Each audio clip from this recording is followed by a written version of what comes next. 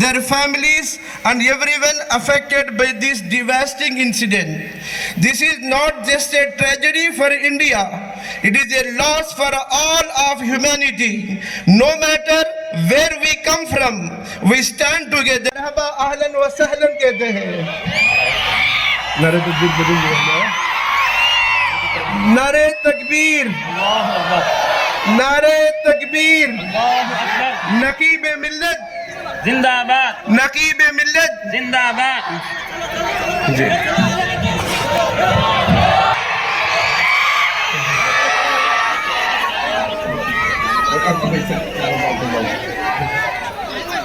अभी तमाम हजरात तशरीफ फरमा रहे, अभी आप हजरात तशरीफ रखें। अभी तमहीदी कलिमात के लिए लाकर रख दिया गया। पार्लियामेंट में जब कभी भी कोई कानून पास किया जाता है, कोई बिल पास किया जाता है, जिसके मुतालिक वो बिल पास किया जाता है, उनके माहिरीन को, उनके एक्सपर्ट्स को, उनके समझदार किस्म के लोगों को जमा करकर उनसे मशवरा नहीं किया गया, अचानक लाकर ये बिल रख दिया गया।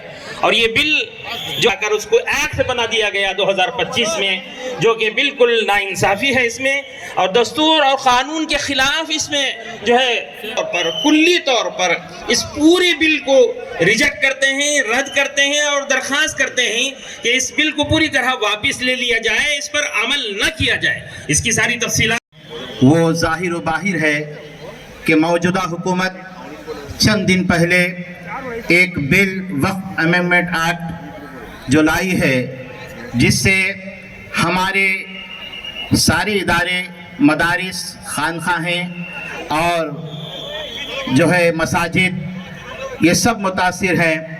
जो हमारे दस्तूर और आइन के ख़िलाफ़ ये बिल है, और इस बिल की वजह से कौम व मिल्लत को और हमारी सरमाए को जो नुकसान पहुंच रहा है, अब हमें ज़रूरी है कि हम जो है हुकूमत को एहतजाज करते हुए इस बात पर मजबूर करें कि वो ये बिल फ़ौरन वापस ले।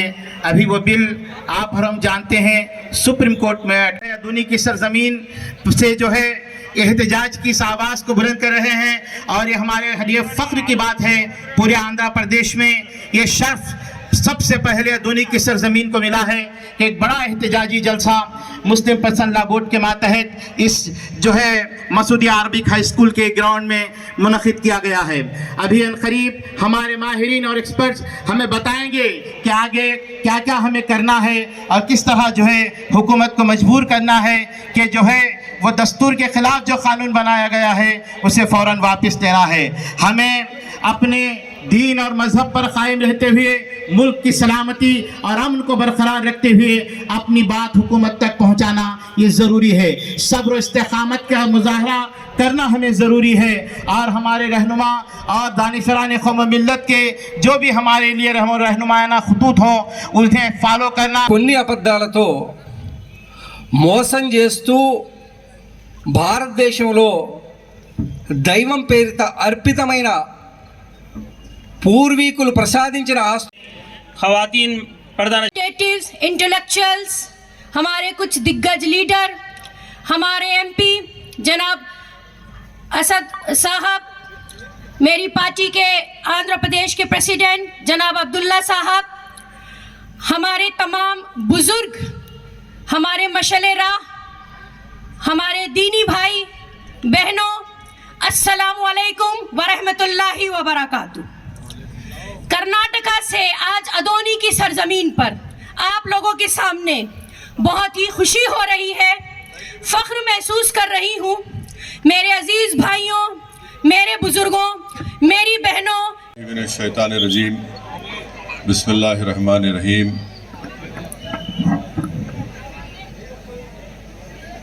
अस्सलामु अलैकुम वरहमतुल्लाहि वबरकातुहू। All India Muslim personal law board के आंध्र प्रदेश के कन्वीनर जनाब रफ़ीक साहब, ज़िला कन्वीनर मौलाना ज़ाकिर साहब, मौलाना खदीर साहब, सैयद शफ़ी पाशा क़ादरी साहब, देव शेट्टी प्रकाश साहब, सैयद नवीद पाशा साहब, मुन्ना साहब, अली बादशाह साहब, खाजी अल्ताफ़ हुसैन साहब, मुतवल्ली मस्जिद रऊफ़ खां साहब, जनाब इसाक़ साहब, जनाब जुनैद साहब, नासिर हुसैन साहब, सद्दाम हुसैन साहब, मुफ्ती ज़ुबैर साहब, मतीन क़ादरी साहब, शहनशीन पर तशरीफ़ फरमा मुअज़्ज़िज़ उलमा, तरमीमी क़ानून 2025 बनाया गया, उसके ख़िलाफ़ आप और हम यहाँ पर जमा हुए हैं। मैं आपका शुक्रिया अदा करता हूँ। मेरे अज़ीज़ दोस्तों और बुज़ुर्गों, आप और हम जानते हैं कि आज से चंद दिन पहले हमारे वतन अज़ीज़ में गुजरात में एक बड़ा हौलनाक हादसा हुआ, जिसमें एक प्लेन के गिरने से 200 से ज़्यादा पैसेंजर, पायलट और स्टाफ की उसमें अमवात हुई हैं।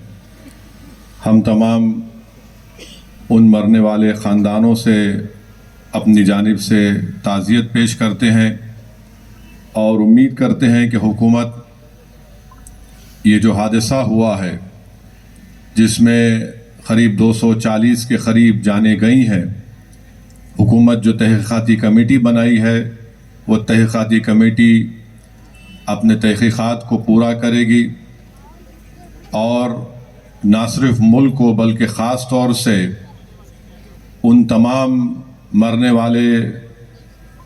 वालों के ख़ानदान को बताएगी कि आखिर क्या वजह थी कि जिसकी बिना पर ये प्लेन का हादसा हुआ और उस हादसे में उन तमाम लोगों की मौतें हुई हैं। और आप जानते हैं कि मेरे अजीज़ दोस्तों और बुज़ुर्गों, पत्नी भी, बीवी भी डॉक्टर थी। वो अपने 2 बच्चों के साथ लंदन शिफ्ट हो रहे थे, उनकी मौत हो गई। एक ऐसे लोग भी थे जो ईद मनाने के लिए गुजरात को आए थे और उनके भाई ने मीडिया से कहा कि 15 साल के बाद हम 3 भाई या 2 बहन जितने भी लोग थे जमा हुए। उसमें उस शख्स की, उनकी बीवी की, उनके 3 बच्चों की मौत हो गई। उसमें ऐसे हमारी बहन की भी मौत हो गई जो कनाडा से आई थी। उसमें एक ऐसे शख्स की भी, ऐसे भी ख़ानदान के लोगों की मौत हो गई जो उनके ख़ानदान में किसी का इंतकाल हो गया था। तो मरने वाले की ख्वाहिश ये थी कि उनके अस्थियों को हिंदुस्तान में बहा दिया जाए। उनकी भी मौत हो गई। बहरहाल एक बहुत भयानक और तकलीफ़ दे, दर्दनाक हादसा हुआ है। हम उम्मीद करते हैं कि हुकूमत जो तहक़ीक़ाती कमेटी बनाई है, उसके ज़रिए से सच्चाई को सामने लाया जाएगा। और साथ ही साथ मेरे अज़ीज़ दोस्तों और बुज़ुर्गों, जहाँ पर इन तमाम लोगों ने अपने अपने रिश्तेदारों को, अपनी माँ को, अपने भाई को, अपनी औलादों को खोया है, वहीं पर भी हमको ये बात को सोचना पड़ेगा। मैं आप तमाम मुसलमान भाई बहनों से कहना चाहूँगा कि 32 सेकंड में यह हादसा हो गया। तो मेरे अजीज़ दोस्तों और बुज़ुर्गों, याद रखो, ज़िंदगी की सबसे बड़ी हकीकत यह है कि मौत है। पूरा मुल्क उसकी तायीद किया। हम आज भी कह रहे हैं, ये जो इत्तेहाद की फजा पूरे मुल्क में है, चंद्रबाबू नायडू और नरेंद्र मोदी को इस इत्तेहाद को और ताकतवर बनाना पड़ेगा। वो कब ताकतवर होगा? जब यहां पर भाईचारगी मजबूत होगी, जब यहां पर इंसाफ मजबूत होगा, जब यहां पर हर चीज मजबूत होगी जिससे मुल्क मजबूत होगा। मगर इस तरह के अगर कानून बनाए जाएंगे, किसी की मजहबी आजादी को छीन लेना, किसी के मजहब पर चलने से रोक देना, तो फिर कैसा होगा बताओ? कैसे होगा बताइए आप? मेरे अजीज दोस्तों और बुजुर्गों, मेरी आप तमाम से गुजारिश है कि आप कसरत से दुआ करिए कि अल्लाह सुब्हाना व तआला हमारी तमाम वफ़ की जायदादों को अल्लाह आबाद रखे। कसरत से रातों में उठकर दुआ करिए कि जो लोग, जिनकी नीयतें बुरी हैं, جو ہماری درگاہوں کو، مساجد کو، ہماری خانقاہوں کو، قبرستانوں کو ہم سے چھیننا چاہ رہے، اللہ ہم کو ان سے محفوظ رکھے۔ ہم اللہ کو، رسول اللہ صلی اللہ علیہ وسلم کے ان آنسوؤں کا واسطہ دیتے ہیں جو رسول اللہ صلی اللہ علیہ وسلم نے اپنے حیات مبارکہ میں اپنی امت کی فکر میں آقا نے اپنے آنکھوں میں آنسو لائے تھے۔ اللہ تجھے تیرے حبیب کے ان آنسوؤں کا واسطہ، پروردگار جو ہم کو رلا رہے ہیں، ہم کو پریشان کر لے، تو ان کو دیکھ لے یا اللہ۔ اور کثرت سے دعا کرو بھائی غزہ کے فلسطینی مسلمانوں کے لیے، ان غزہ کے ان بہادروں کے لیے دعا کرو جو 10 لاکھ سے زیادہ آج بے گھر ہو چکے ہیں۔ رفح نام کا شہر کھنڈیر میں تبدیل کر دیا گیا۔ رفح میں قریب 2.5 لاکھ 3 لاکھ کے قریب لوگ رہتے تھے، آج وہ کھنڈیر میں تبدیل ہو گئے۔ اللہ ان غزہ کے لوگوں کی مدد فرمائے۔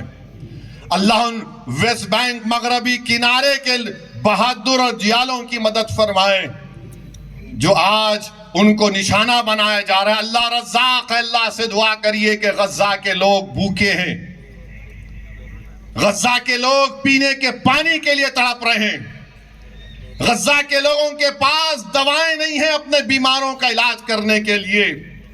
اسرائیلی حکومت، اسرائیلی ظالم بنیامین نتنیاہو کی بمباری سے اگر کوئی زخمی ہو جاتا ہے، ان کے پاس بے ہوش کرنے کی دوا نہیں۔ ہماری بیٹیاں اگر بچہ پیدا کرتی ہیں تو ٹینٹوں میں بچے پیدا ہو رہے ہیں، بیٹیاں پیدا ہو رہی ہیں۔ عید کی نماز انہوں نے پھٹے ہوئے ٹینٹوں میں پڑھی، عید کی نماز انہوں نے کھنڈروں کے درمیان میں کہا اللہ اکبر۔ ہم سلام کرتے ہیں غزہ کے ان جیالوں کو، اور ان غزہ کے جیالوں کا دھونی کی سرزمین سے پیغام دیتے ہیں کہ ہم تمہارے ایک ایک غم میں تمہارے ساتھ ہیں، ایک ایک تکلیف میں ہم تمہارے ساتھ ہیں۔ فاصلہ بہت ہے مگر ہماری دل کی دھڑکنوں میں تمہاری تکلیف کو محسوس کرتے اور کرتے رہیں گے انشاءاللہ تعالی۔ صبح قیامت تک جو لوگ مسجد اقصی اور بیت المقدس کی بازیابی کے لیے لڑ رہے ہیں، بھارت کا ایک ایک بچہ ان لوگوں کے ساتھ تھا اور ساتھ رہے گا۔ گاندھی سے لے کر، نہرو سے لے کر، ہماری پالیسی یہی رہی کہ ہم فلسطینیوں کے ساتھ تھے، ہم فلسطینیوں کے ساتھ رہیں گے۔ دنیا کی کوئی طاقت غزہ اور مغربی کنارے کے لوگوں کو ختم نہیں کر پائے گی انشاءاللہ تعالی۔ آج آپ دیکھ رہے ہیں کہ مشرق وسطی میں کیا ہو رہا ہے، مشرق وسطی میں کیا ہو رہا ہے۔ ایران میں ہمارے ہندوستان کے، ابھی میں وزارت خارجہ کے لوگوں سے بات کر رہا تھا، ایران میں بھارت کے 1500 اسٹوڈنٹ پڑھ رہے ہیں۔ تہران کی میڈیکل یونیورسٹی میں 140 بچے ہیں جو میڈیکل کی ڈگری حاصل کر رہے ہیں۔ حیدرآباد کی ایک ماں نے فون کر کے مجھے بتایا کہ میری بیٹی پھنسی ہوئی اسد الدین۔ ایک ماں کا غم ہے، ایک ماں کی تڑپ ہے، مگر ایئرپورٹ بند ہے کیونکہ وہاں پر ایک تماشا ہو رہا ہے۔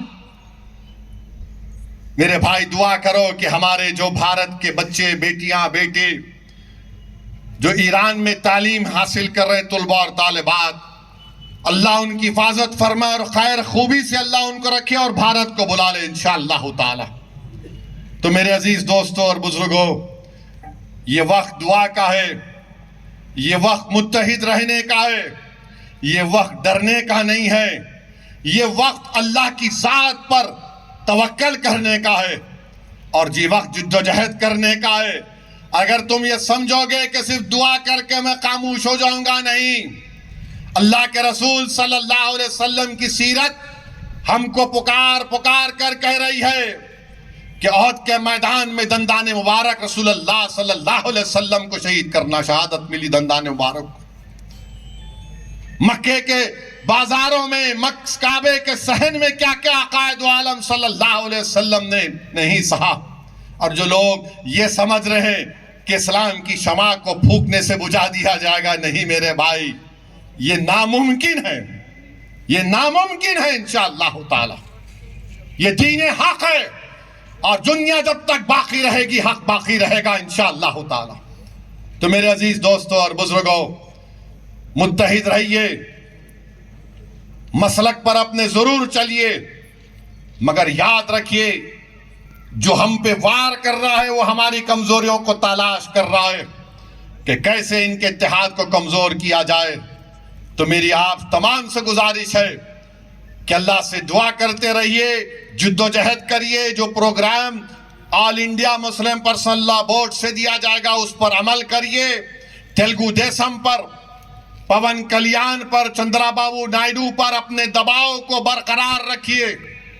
جو ہمارے بھائی ان پارٹیوں میں ہیں ان کے اپنے لیڈروں کو سمجھاؤ آپ یہ غلط ہے، یہ غلط فیصلہ ہے.